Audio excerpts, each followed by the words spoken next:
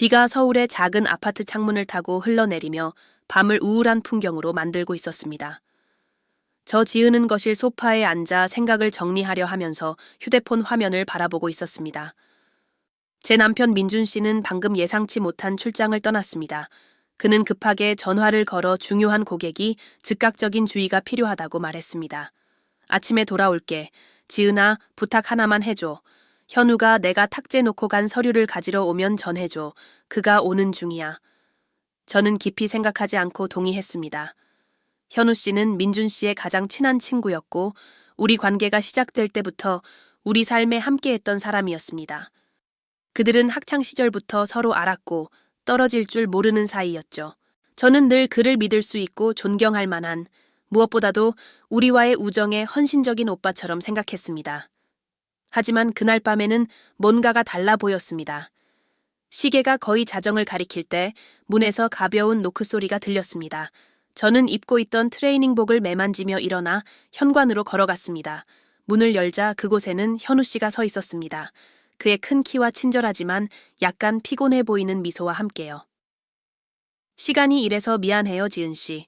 민준이가 급하다고 해서요. 패 끼치고 싶지 않았는데 그가 흠뻑 젖은 우산을 흔들며 들어오면서 말했습니다. 괜찮아요? 들어오세요.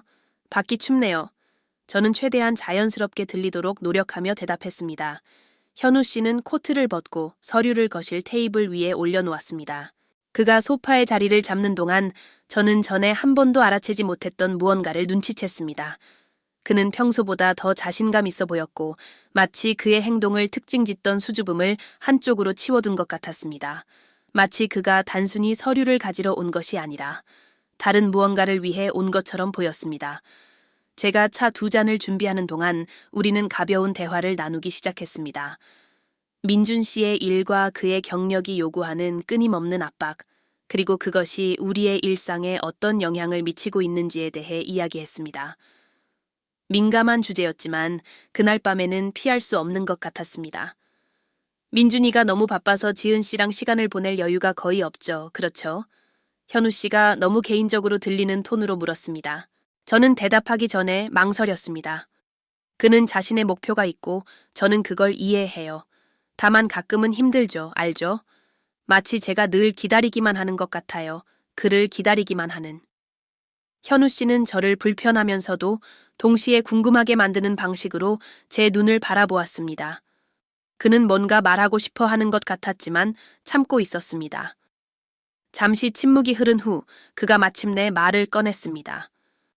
지은 씨는 그 이상의 대우를 받을 자격이 있어요. 단순히 기다리는 것 이상으로요. 민준이가 지은 씨가 그를 위해 얼마나 많은 일을 하는지 알고 있을지 모르겠네요. 그의 목소리는 차분했지만 그의 말은 제 마음속에서 천둥처럼 울렸습니다. 저는 현우 씨가 이런 말을 할 거라고 전혀 상상하지 못했습니다. 그는 민준 씨의 비밀 친구였고 늘 무조건적으로 그를 지지하던 사람이었습니다. 왜 지금 이런 말을 하는 걸까요? 밖에 비는 더 세차게 내리기 시작했고 천둥이 아파트를 빠른 섬광으로 비추기 시작했습니다. 현우 씨는 일어나서 창가로 걸어가 비에 젖은 밝은 도시를 바라보았습니다. 지은 씨, 알아요. 저는 늘 당신을 존경해왔어요. 처음 만난 날부터 당신이 다르다는 걸, 특별하다는 걸 알았어요. 그래서 민준이가 당신이 받아야 할 만한 가치를 인정하지 않는 걸 보면 좌절감이 들어요. 제 심장이 빠르게 뛰었습니다. 그것은 너무나 잘못된 것 같으면서도 동시에 너무나 진실되게 들렸습니다. 저는 아무 말도 할 수 없었습니다. 그저 그가 천천히 다가오는 것을 지켜보기만 했습니다. 마치 그의 매 발걸음이 이전보다 더 무거운 무게를 담고 있는 것처럼요. 현우 씨, 제가 무슨 말을 하시려는 건지 모르겠어요. 제 목소리가 떨렸습니다. 그는 계속해야 할지 말아야 할지 결정하는 것처럼 깊은 한숨을 내쉬었습니다. 그리고 말했습니다. 만약 상황이 달랐다면 저는 절대 당신을 기다리게 하지 않았을 거예요. 공기 중의 긴장감이 손에 잡힐 것 같았습니다. 마치 세상 전체가 멈춰서서 그 방에 우리 둘만 남겨둔 것 같았습니다. 비는 계속 내리고 있었고 밖에서 들어올 수 있는 어떤 소리도 잠재웠습니다. 저는 이것이 잘못되었다는 걸 알았습니다. 민준 씨는 현우 씨를 신뢰했고 저는 그들 둘 다를 신뢰했습니다. 하지만 이 상황에서 무시할 수 없는 무언가가 있었습니다. 현우 씨의 말의 무게가 공기 중에 맴돌았고 제 마음은 갈라져 있었습니다. 그가 무엇을 암시하는 걸까요? 이 모든 이어스 동안의 교류 속에서 현우 씨가 제가 알아차릴 용기조차 없었던 감정을 숨기고 있었던 걸까요? 저는 그에게 맞서고 싶었지만 제 내면의 무언가가 저를 막았습니다. 아마도 그것은 호기심이었을 수도 있고 어쩌면 민준 씨의 끊임없는 부재가 제게 남긴 외로움이었을 수도 있습니다. 그는 여전히 창가 근처에 서 있었고 도시를 응시하고 있었습니다. 비는 그의 표정을 극적으로 마치 영화처럼 비추고 있었습니다. 깊은 한숨과 함께 그는 마침내 저를 향해 돌아섰습니다. 지은 씨, 이게 잘못된 것처럼 들린다는 걸 알아요. 하지만 정직해야겠어요. 더 이상 제 감정을 무시할 수 없어요. 당신이 알아차렸을지 모르겠지만 당신을 볼 때마다 그는 마치 말과 싸우는 것처럼 잠시 멈췄습니다. 저는 이보다 더 나은 것을 받을 자격이 있는 사람을 봐요. 진정으로 보살핌받고 사랑받아야 할 사람을요. 제 손이 떨렸습니다. 저는 무슨 말을 해야 할지 알 수 없었습니다. 그의 말은 직설적이었지만 그의 표정은 상충하는 감정들로 가득했습니다. 그는 저를 유혹하려는 것처럼 보이지 않았고 오히려 오랫동안 간직해온 무언가를 털어놓는 것 같았습니다. 현우 씨, 그러시면 안 돼요. 제 목소리가 흔들렸습니다. 민준 씨가 당신을 믿어요. 저도 당신을 믿고 있어요. 이런 말씀을 들을 수 없어요. 그는 조심스럽지만 망설임 없이 제 쪽으로 몇 걸음 다가왔습니다. 이제 더 가까워져서 저는 그의 존재를 거의 손에 잡힐 듯이 느낄 수 있었습니다. 알아요. 이게 잘못됐다는 걸 알아요. 하지만 어쩔 수가 없어요. 당신이 저를 미워하게 될지라도 제가 어떤 감정을 가지고 있는지 알아주셨으면 해요. 긴장된 침묵이 흘렀습니다. 창문을 때리는 빗소리만이 들렸습니다. 저는 취약하고 노출된 느낌이 들었습니다. 그가 저를 바라보는 방식은 친구로서가 아니라 너무 오랫동안 무언가를 간직해왔다가 이제는 더 이상 참을 수 없는 사람처럼 보였습니다. 이제 가셔야 할 것 같아요, 현우 씨. 저는 마침내 말했지만 제 목소리는 설득력이 없었습니다. 그것은 진정한 명령이라기보다는 저 자신을 보호하려는 시도에 가까웠습니다. 그는 멈춰 섰고 그의 눈은 제가 줄 준비가 되지 않은 답을 찾으려는 듯이 제 눈을 찾았습니다. 정말로 제가 가기를 원하신다면 가겠습니다. 하지만 제 눈을 보고 말씀해 주세요, 지은 씨. 저에 대해 우정 이상의 감정이 없다고 말씀해 주세요. 상황이 달랐다면 어땠을지 한 번도 생각해 보지 않으셨다고 말씀해 주세요. 제 심장이 빠르게 뛰었습니다. 순간 오래된 기억 하나가 떠올랐습니다. 제 결혼식 날이었죠. 제가 방에서 준비를 하고 있을 때 멀리서 현우 씨가 저를 이상한 표정으로 바라보고 있던 것이 기억났습니다. 그때는 그저 가장 친한 친구의 결혼식에 대한 감동이라고 생각했는데 이제 궁금해집니다. 그때도 제가 알아채지 못한 무언가가 있었던 걸까요? 저는 대답할 수 없었습니다. 사실 그 순간 저는 그 어느 때보다도 혼란스러웠습니다. 민준 씨는 늘 제 삶의 중심이었지만 그의 지속적인 부재는 공허함을 만들어내고 있었고 어쩐지 현우 씨는 그 공허함을 채우려 하는 것 같았습니다. 그가 한 걸음 더 다가왔습니다. 이제 제 바로 앞에 있었습니다. 그의 진실되고 강렬한 눈빛은 마치 제 영혼을 들여다보려는 듯이 저를 바라보고 있었습니다. 저는 지은 씨에게 아무것도 요구하지 않아요. 단지 제가 여기 있다는 걸 알아주셨으면 해요. 늘 여기 있었어요.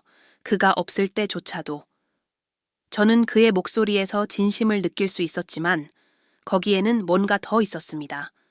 긴장감, 말로 표현되지 않은 욕망이었죠. 어떤 식으로든 그의 말이 저를 흔들어 놓고 있다는 것을 부인할 수 없었습니다. 저는 정서적으로 너무 오랫동안 혼자였기에 잠시나마 그에 대해 뭔가를 느끼도록 저 자신을 허락할 가능성을 고려했습니다. 하지만 현실이 강하게 다가왔습니다. 민준 씨는 제 남편이었습니다. 그는 저를 신뢰했습니다. 그리고 그것보다 더 중요한 것은 저는 그 신뢰를 배신한다는 것이 무엇을 의미하는지 무시할 수 없었습니다. 특히 그의 가장 친한 친구와의 일이라면요. 현우 씨, 제발 이런 일은 있을 수 없어요. 있을 수 없다고요. 저는 마침내 말할 수 있었습니다. 제 목소리는 단호했지만 감정으로 가득했습니다. 그는 천천히 고개를 끄덕였지만 그의 눈은 여전히 저를 응시하고 있었습니다. 알겠습니다, 지은 씨. 제가 강요하지는 않을게요. 하지만 오늘 밤 제가 한 말을 절대 잊지 마세요. 당신이 더 나은 대우를 받을 자격이 있다는 걸 절대 잊지 마세요. 그는 코트를 집어들고 문으로 향했습니다. 나가기 전 마지막으로 한 번 더 돌아보았습니다. 마치 이 순간을 기억 속에 새기고 싶은 것처럼요. 안녕히 주무세요, 지은 씨. 그리고 그는 떠났고 저는 심장이 빠르게 뛰고 답할 수 없는 질문들로 가득 찬 마음을 안고 거실에 혼자 남겨졌습니다. 현우 씨가 떠나고 문이 닫히자 침묵이 아파트를 채웠습니다. 오직 빗소리만이 남아있었고 그것은 마치 제 세상이 멈춘 것처럼 느껴질 때도 바깥 세상은 여전히 움직이고 있다는 것을 상기시키는 것 같았습니다. 제 생각은 완전히 혼란스러웠습니다. 저는 죄책감과 혼란, 그리고 무엇보다도 취약함을 느꼈습니다. 소파로 걸어가 앉으며 숨을 고르려 했습니다. 하지만 사실 현우 씨의 말의 무게는 여전히 저를 짓누르고 있었습니다. 제가 어느 순간 그가 그런 감정을 느낄 만한 어떤 신호를 보냈던 걸까요? 아니면 그는 단순히 환상에 그쳐야 했을 무언가를 투영하고 있었던 걸까요? 시계가 새벽 1시를 가리켰습니다. 제가 일찍이 준비했던 차는 식탁 위에 그대로 놓여 있었습니다. 제 휴대폰이 진동하며 저를 생각에서 끌어냈습니다. 민준 씨의 메시지였습니다. 괜찮아? 서류는 가져갔어? 갑자기 나가서 미안해, 사랑해. 저는 답장하기 전에 화면을 몇 초 동안 바라보았습니다. 무슨 일이 있었는지 말하고 싶었지만 그것이 재앙이 될 것이라는 걸 알았습니다. 현우 씨는 그의 가장 친한 친구였습니다. 민준 씨는 그를 맹목적으로 신뢰했습니다. 게다가 저는 아무것도 하지 않았습니다. 아니면 그 말들을 듣고 망설였다는 것만으로도 이미 보이지 않는 선을 넘은 걸까요? 짧은 답장을 썼습니다. 응, 다녀갔어. 서류 가져갔어. 다 괜찮아. 일 잘 되길 바랄게. 나도 사랑해. 메시지를 보내고 휴대폰을 옆에 두었지만 죄책감은 남아 있었습니다. 제 생각을 정리하기 위해 뭔가를 해야 했습니다. 그래서 비가 여전히 내리고 있었지만 발코니로 나가 밤 공기를 마시기로 했습니다. 아파트 발코니에서는 도시의 멋진 정형이 펼쳐졌습니다. 서울의 불빛들이 비에 젖은 거리에 반사되어 강렬하게 빛나고 있었습니다. 저는 난간에 기대어 눈을 감았고 혼란스러운 제 마음속에서 어떤 명확함을 찾으려 했습니다. 하지만 그 대신 현우 씨의 말이 만트라처럼 울려 퍼졌습니다. 당신을 절대 기다리게 하지 않았을 거예요. 저는 그 말이 진정 무슨 의미인지 궁금했습니다. 현우 씨는 정말로 제게 더 나은 것을 줄 수 있다고 믿었던 걸까요?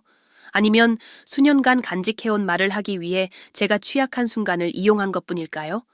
제가 이런 의문들을 해독하려 하는 동안 발코니 문이 열렸습니다. 제 심장이 뛰었지만 그저 바람이 문을 민 것뿐이었습니다. 그래도 그 놀람은 제게 중요한 것을 깨닫게 해주었습니다. 저는 혼자였습니다. 완전히 혼자였죠. 민준 씨는 여기 없었습니다. 그리고 최근 몇 달 동안 그는 거의 없었죠. 잦은 출장, 취소된 저녁 식사들, 하루 중간에 오는 짧은 메시지들. 이 모든 것이 우리 사이에 제가 어떻게 채워야 할지 모르는 공간을 만들어냈습니다. 하지만 그것이 오늘 밤 일어난 일을 정당화할 수 있을까요? 저는 그렇지 않다는 걸 알았습니다. 안으로 들어와 이불을 덮고 TV를 보며 생각을 분산시키려 했습니다. 하지만 모든 장면이 마치 현우 씨를 떠올리게 했고 제 마음은 그 순간에 갇혀있는 것 같았습니다. 마침내 지쳐서 잠자리에 들기로 했습니다. 하지만 막 누웠을 때 휴대폰이 다시 진동했습니다. 민준 씨의 또 다른 메시지일 거라 생각했지만 아니었습니다. 현우 씨였습니다. 오늘 밤 불편하게 해드려서 죄송합니다. 그저 정직하고 싶었어요. 언젠가는 저를 이해해 주시길 바랍니다. 메시지를 여러 번 읽은 후 삭제했습니다. 민준 씨가 그것을 볼 위험을 감수하고 싶지 않았습니다. 제 마음은 무거웠고 생각은 더욱 혼란스러웠습니다. 그 후 며칠은 천천히 흘러갔습니다. 민준 씨는 다음 날 아침에 돌아왔고 피곤해 보였지만 일어난 모든 일에 대해 전혀 알지 못했습니다. 저는 평소처럼 행동하려 했지만 그가 현우 씨를 언급할 때마다 불안감이 느껴졌습니다. 그가 뭔가를 눈치챘을까요? 현우 씨가 그에게 뭔가 말했을까요? 한 주말이 지나고 또 다른 주말이 지났습니다. 저는 현우 씨와 단둘이 있는 것을 피했습니다. 그가 나타날 때마다 나가야 할 핑계를 만들거나 다른 사람들 곁에 있었습니다. 하지만 긴장감은 여전히 그곳에 있었고 우리의 상호작용 위에 구름처럼 맴돌았습니다. 그러다가 어느 날 민준 씨가 제가 예상치 못한 제안을 했습니다. 지은아, 우리 현우랑 오랫동안 저녁 식사를 같이 안 했네. 토요일에 여기로 초대하는 게 어떨까? 뭐 시켜 먹고 편하게 있자. 친구들 보는 게 좋지. 순간 제 심장이 멈춘 것 같았습니다. 모든 일이 있고 난 후에 어떻게 현우 씨를 마주할 수 있을까요? 하지만 의심을 사지 않고 거절할 방법이 없었습니다. 그래서 동의했습니다. 그래요. 제가 메시지 보낼게요. 토요일이 되자 제 안의 긴장감이 손에 잡힐 것 같았습니다. 하루 종일 집을 정리하고 모든 것을 준비하며 신경을 분산시키려 했습니다. 민준 씨는 제 긴장감을 알아차리지 못한 채 신이 나 있었습니다. 그리고 초인종이 울렸을 때 제 속이 뒤틀렸습니다. 현우 씨는 평소에 미소를 지으며 들어와서 민준 씨를 따뜻하게 포옹하며 인사했고 제 반응을 측정하려는 듯이 저를 흘깃 보았습니다. 저는 침착함을 유지했지만 제 심장은 빠르게 뛰고 있었습니다. 두 사람이 대화를 나누는 동안 저는 식탁을 준비했습니다. 현우 씨와 단둘이 있게 될 때마다 그는 저와 눈을 마주치려 했지만 저는 피했습니다. 우리 중 누구도 말을 하지 않았지만 우리 사이의 긴장감은 커져가는 것 같았습니다. 민준 씨는 아무것도 모른 채 제가 이미 수천 번 들었던 어린 시절 이야기를 하며 웃고 대화했습니다. 하지만 저에게 그날 밤은 시험처럼 느껴졌습니다. 실패할까봐 두려운 시험이었죠. 그 밤은 제게는 동시에 느리고 숨막히는 속도로 흘러가고 있었습니다. 민준 씨는 편안한 모습으로 현우 씨와 학창시절 이야기를 나누며 웃고 있었습니다. 저는 침착함을 유지하려 노력했지만 현우 씨의 눈과 제 눈이 마주칠 때마다 절벽 끝에 서 있는 것 같은 기분이 들었습니다. 저녁 식사 후 민준 씨는 거실에서 와인을 마시자고 제안했습니다. 저는 술이 상황을 더 악화시킬 수 있다는 것을 알았지만 거절할 수 없었습니다. 와인잔 3개를 가져와서 그들과 함께 앉았고 평소처럼 행동하려 했습니다. 대화가 계속되면서 저는 방 안의 분위기가 변하고 있다는 것을 느꼈습니다. 두 번째 병이 열렸을 때 민준 씨는 눈에 띄게 더 편안해져 있었습니다. 그는 항상 술에 약했고 얼마 지나지 않아 평소보다 더 많은 말을 하기 시작했습니다. 너희 둘, 그가 와인잔을 들고 우리를 가리키며 말했습니다. 너희는 내 인생에서 가장 중요한 사람들이야. 그거 알지? 저는 미소를 지으려 노력하며 고개를 끄덕였지만 현우 씨는 대답하기 전에 몇 초 동안 침묵했습니다. 물론이지 민준아. 너도 나한테는 형제 같은 존재야. 그의 목소리는 차분했지만 그의 눈빛은 더 깊은 의미를 담고 있는 것 같았습니다. 민준 씨는 웃으며 와인을 한 모금 마셨습니다. 그는 다시 말하기 전에 생각에 잠긴 것처럼 보였습니다. 난 항상 생각했어. 나에게 무슨 일이 생기더라도 적어도 현우가 지은 일을 돌봐줄 거라는 확신이 있어서 위로가 됐어. 그 말은 저를 얼어붙게 만들었습니다. 마치 이미 타오르려는 불에 휘발유를 부은 것 같았습니다. 현우 씨가 저를 바라보았고 그 순간 저는 그가 모든 것을 바꿀 수 있는 말을 하지 않으려고 애쓰고 있다는 것을 알았습니다. 당연히 그러겠지, 민준아. 그가 말했는데 그의 가벼운 미소는 말하는 것보다 더 많은 것을 숨기고 있는 것 같았습니다. 하지만 넌 어디 가지 않을 거잖아. 그렇지? 민준 씨는 웃었고 얼마 지나지 않아 술에 취해 소파에서 졸기 시작했습니다.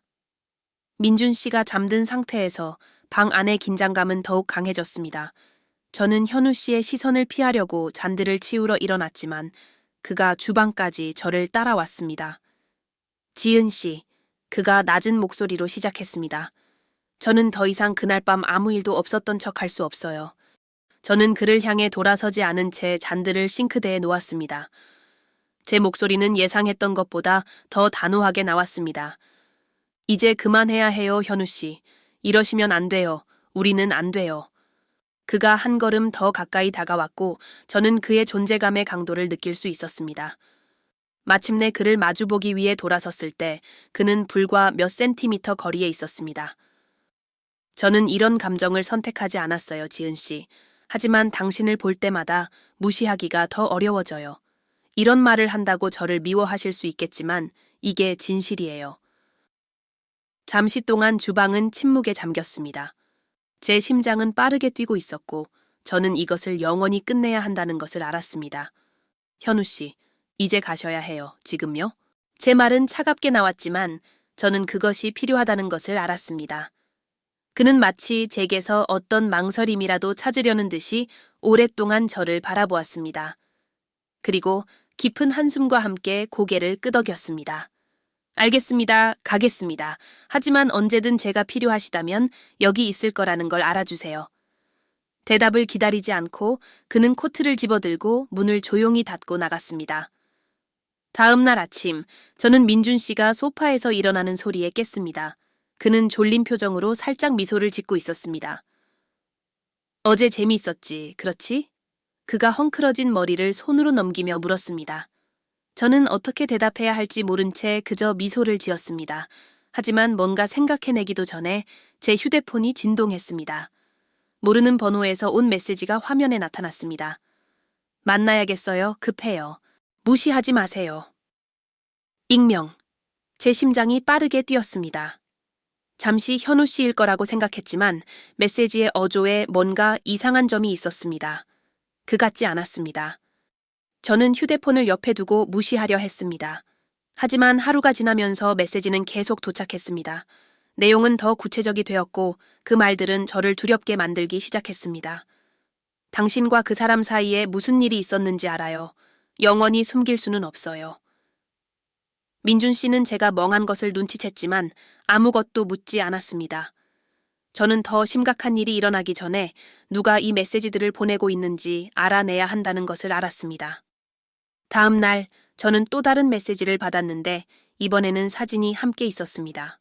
전날 밤 주방에서 현우 씨와 제가 있는 모습이었고 그가 저와 불과 몇 센티미터 거리에 있던 순간이었습니다. 사진은 순수해 보였지만 각도와 맥락은 쉽게 오해받을 수 있었습니다. 사진과 함께 짧은 메시지가 있었습니다. 진실을 말하거나 내가 말할 거예요. 제 세상이 무너져 내렸습니다. 누군가가 알고 있었습니다. 누군가가 우리를 지켜보고 있었습니다. 누구일까요? 왜 이런 일을 하는 걸까요? 그리고 무엇보다도 제 결혼 생활을 지키면서 동시에 이 상황에서 벗어날 수 있을까요? 현우 씨를 직접 만나 컨프런팅하기로 결정했습니다.